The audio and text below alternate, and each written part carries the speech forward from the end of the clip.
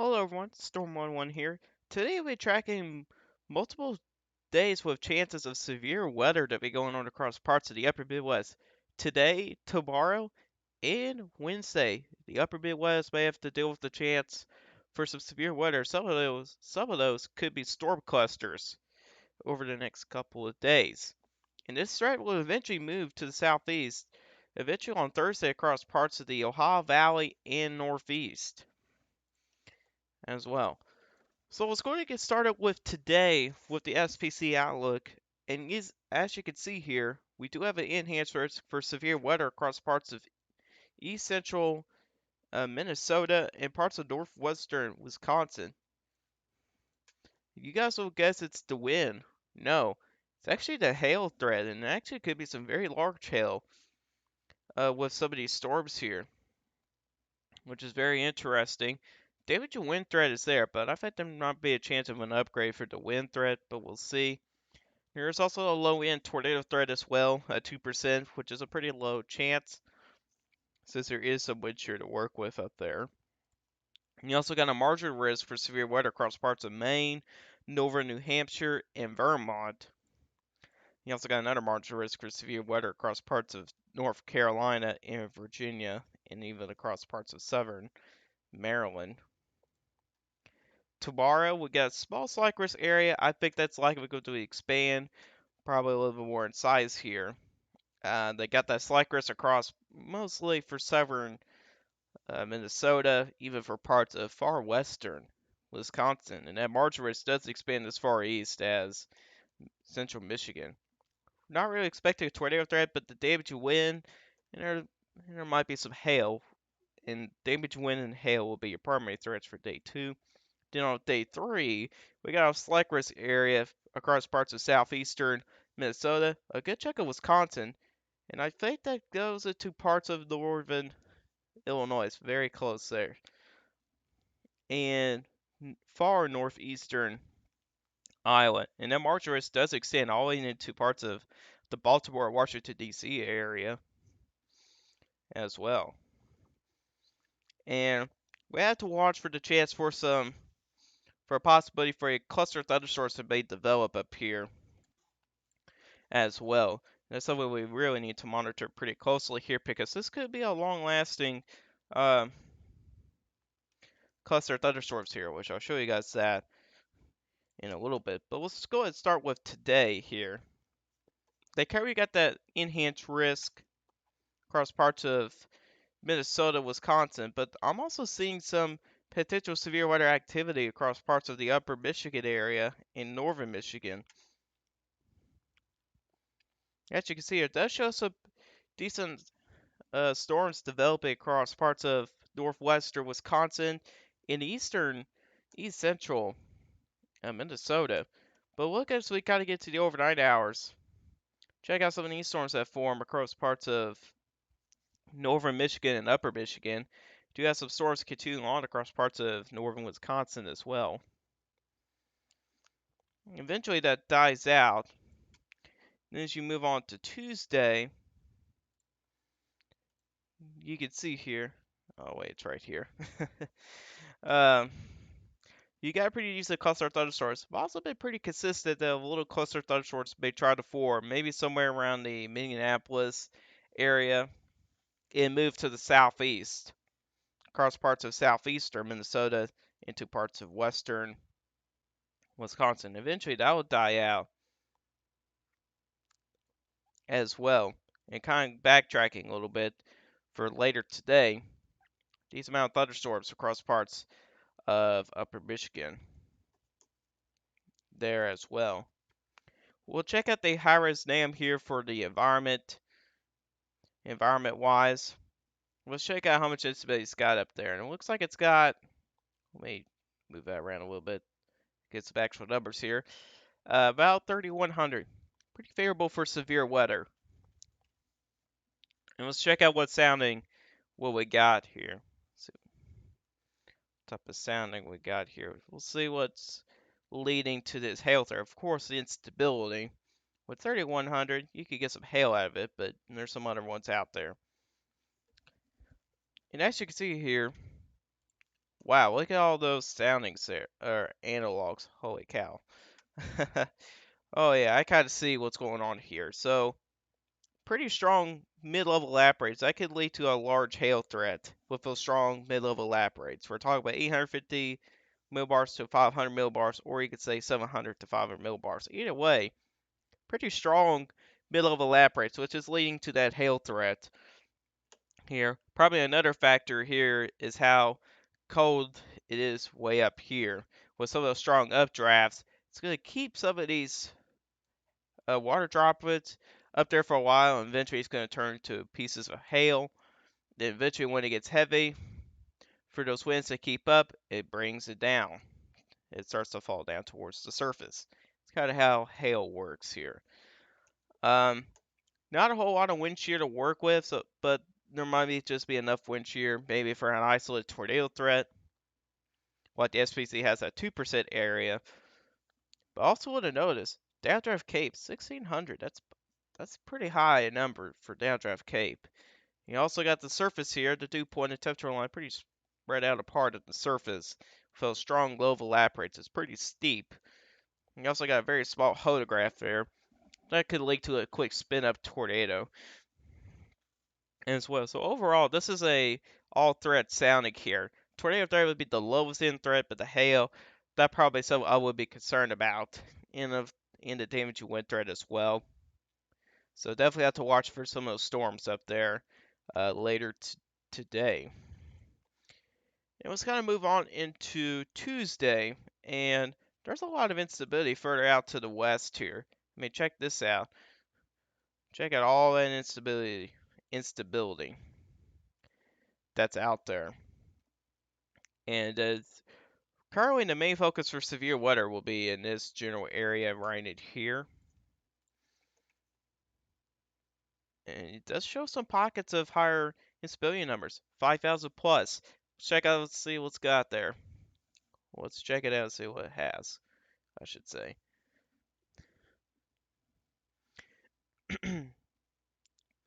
Take a moment for it to load. All right, here we go. Excuse me. So let's see what we got here. So first off, we got a pretty good, pretty decent hodograph there. There's also a decent amount of wind shear, especially at 3 kilometers here, 230 stormy to Felicity. That's favorable for some tornadoes. Um, Again, you got plenty of instability to work with. You also do have pretty good lap rates again. So there could be another hail threat with this setup here, but probably not as significant as for today's setup. The lap rates are not as strong. Downdraft Cape is still pretty strong though, 1500. Still a lot of downdraft Cape, so that could lead to a damage and wind threat. And you also notice here, northwest flow right here, 500 millibars up to 200 millibars, northwest flow. And typically when you get northwest flows, you can get some storm clusters. And since we got a decent amount of wind shear, there's just enough wind shear that we could get some storm clusters out there. That's what the Harris Dam wants to try and show across all these places in here, given the fact we have that much wind shear going on out there. And then we kind of move on to Wednesday. This is when things start to get pretty interesting here. We'll go up to, what was that area? Again, western Wisconsin. It does show a little bit of a cap there, which might be a limiting factor here. But we'll see what we got here. Yeah, this might become a little bit of a significant setup, but we do have a cap in place. But then again, even though we got a cap here, check out these lap rates though. These lap rates, these strong could lead to strong updrafts. And steeper the lap rate, wow, steeper the lap rates, steeper the lap rates, the stronger the updrafts are going to be. And those lap rates might just be strong enough to blow for that cap. We're going to see about that. But there is some sign in going on here. Negative 108, yeah, that's a pretty decent cap you got going on there. But you also do have quite a bit of wind shear to work with, so any discrete cells out there could be supercells out there. You also got a pretty decent hodograph as well, so this is favorable for all hazards here. And you also got a pretty decent amount of instability going on out here. But that cold front that be moving to the southeast might be able to fire up some of those storms there. At least it'll be more in linear mode and not discrete mode. If it was discrete mode, we'll probably talk about another pretty good tornado setup here for the threat of tornadoes. But since this might be looking to be more linear, the tornado threat's a little bit lower, but you still got that damage and wind threat. You got pretty decent upper level wind support, and downdraft Cape 1600, and strong lap rates going on here. So this is still a pretty good sounding despite of having that cap going on there. So that'd be definitely something we need to pay attention to. It does have some isolated areas of 5,000 joules per kilogram of Cape there as well. Let's go in and check out the NAM now, the original NAM. We'll be able to at least check out pretty much most of Wednesday's threat and even into Thursday. So we'll look into its reflectivity. See those cluster thunderstorms later tonight. Moves across parts of Wisconsin and Michigan. Now, new cluster thunderstorms may try to form across parts of Iowa, Wisconsin, and Minnesota. And then you got this Wednesday evening. Talk about possibly a nasty storm cluster, especially across Michigan there as well. That could be a pretty nasty storm cluster. And you can see how it moves pretty quickly to the southeast, moves across most of Michigan overnight, and eventually it gets it to down to parts of Ohio and Pennsylvania off the screen there, maybe into parts of West Virginia as well. And then when we move on to the next day here, which is Thursday, you got a pretty decent area of thunderstorms. And you even got another area of thunderstorms further to the east, across parts of the West Virginia, Ohio, Pennsylvania. Guarantee you there is some storms up across the northeast off the screen here, which we'll probably check that out in a little bit if I can remember. Uh, let's check out the instability for the NAM. You can see here, as we check out Wednesday's threat, there is a decent amount sign in, but check out all this instability. 5,000 joules per kilogram of instability, or CAPE. CAPE and instability are pretty much the same thing. But let's check out to see what it's got here. And as you can see here, pretty decent setup here. Strong lap rates here. Decent downdraft CAPE numbers. A little bit of a cap there, but I think the cold front's going to be able to help those storms blow for that cap. I think that's going to happen here. If the cap does trend a little bit weaker, there might be a higher chance for some severe weather. Um, Not terrible of a hodograph, but maybe a ISO tornado threat with that hodograph. But there is also some wind shear out there, which also helps with that cluster storm mode, where these storms may try to cluster up as well. Also, it does have pretty decent northwest winds, especially at 500 millibars, stronger than what some of the other models show.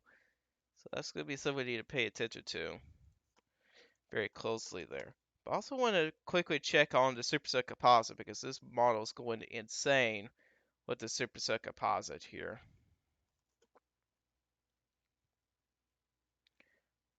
Yeah, that's Wednesday, and it's got a 53. Now take this as a grain of salt, but that's pretty crazy. And this is its sounding. Oh my goodness gracious. Um, a pretty large photograph here. A lot of wind shear to work with. Quite a bit of its stability. Lap rate's not that strong in some places, but it's still favorable. A downdraft Cape Star 15, which is still favorable for damaging winds. So this would be a favorable environment here for really for tornadoes, and some of those could be strong. But then again, take this as a grain of salt here. But since we do not really have the elevated mix layer in here, we might not get to see that much in the way of discrete storm mode, which could be a limiting factor. If we do not see any discrete cells or scatter cells out ahead of this cold front or anything like that, the tornado threat will be much lower. But if we do get any discrete cells out there, yeah, the tornado threat will probably be much higher. So it's still something to watch for now, but yeah, it shows a pretty significant setup there if the NAM is correct. And you can see how the 6% composite number is still pretty high, especially when you get to Thursday across parts of Ohio as well. This is where the next stick kind of comes up for that chance for some severe weather.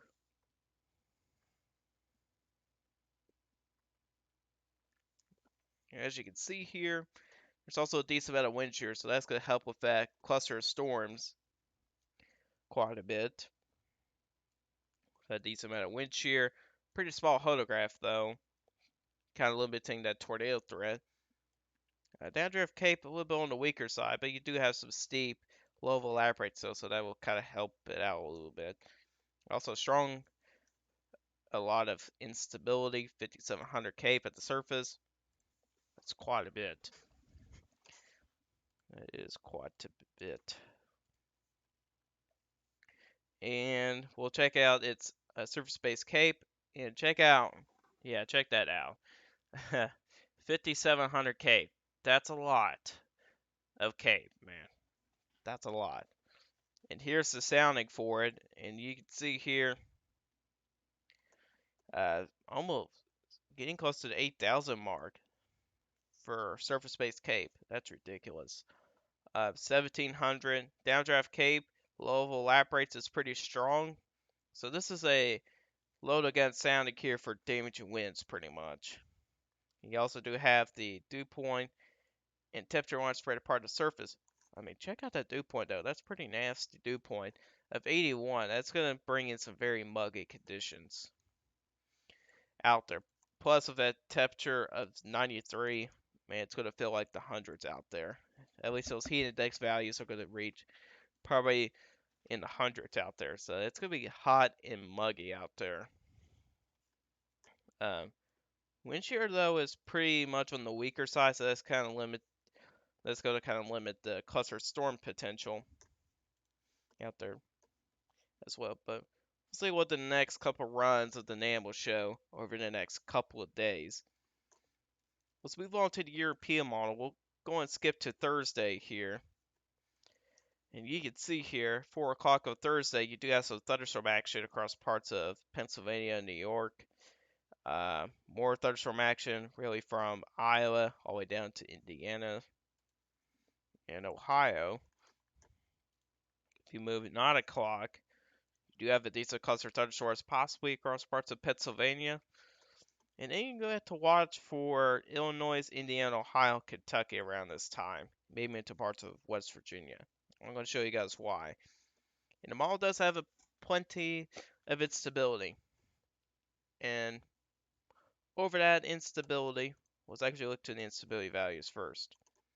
Yeah, there's quite a bit out here. If we check out those northwest winds, yeah, that's pretty decent northwest winds out there. Pretty decent. Let's go back to precipitation. So you go to 3 o'clock in the morning, check out some of these cluster thunderstorms here. I mean, for northern Missouri all the way down to West Virginia here, showing cluster thunderstorms. The pretty impressive part is how that instability kind of holds together into the overnight hours, because the European model is still showing instability values of 2,000 to 3,000 joules per kilogram, which is a lot for overnight. And if you move to 8 o'clock in the morning, still got multiple cluster thunderstorms across parts of Kentucky and Indiana. Even stretches back across to parts of southeastern Nebraska. And that continues into the overnight hours, and eventually that moves out as a cold front finally starts to move to the south here. Then it kind of becomes a stationary front, and then later on, as you'll see here, for the European model, so move on to Saturday, You're going to see a couple cluster thunderstorms start to come down from northwest to southeast, kind of along that stationary front boundary. As you can see there, so as we kind of go for the next couple of days, you also do see a cold front start to move in here, so that's going to kind of help move all those thunderstorm action further to the south, which parts of the deep south here, especially across Alabama, do not need any more rain. I've seen a lot of flooding pictures coming out of Alabama and even Georgia as well. So those folks down there, you guys do not need any more rain. Unfortunately, some more rain might come later this week, but things could change since this is like Sunday into Monday. We still got several more days to go before we get to that day, but things could change from now till then. Last thing I want to mention here is the tropics, and for some reason I haven't mentioned this yet, but this has been out there for a couple days, and I'm sure everybody's seen this already, but I'm late to the party about this. But we do have a disturbance off the coast of Florida in Georgia. Right now it is finding some wind shear, and it is losing time, man. It's getting ready to make landfall somewhere in northeastern Florida or southeastern Georgia. Really, the primary threat might just be shower thunderstorm activity. With that wind shear, it's really misplacing all that convection further to the east than from the main circulation, which is pretty much dry right now. And that wind shear is really fighting with this system. And so far, really the chances for development on the system has been going down ever since. So I'm not really expecting anything to happen with its disturbance, but it's nothing really to worry about from this disturbance here. But anyways, guys, that's all for you guys today. Hope you guys enjoyed this video. If you guys like this video, hit that like button. If you already like my channel, hit that subscribe button. Hit the bell notifications so you never miss an upload. If you guys have questions about this, leave it in the comment section down below. I'll answer you guys' questions. And I'll see you guys in the next one. Goodbye.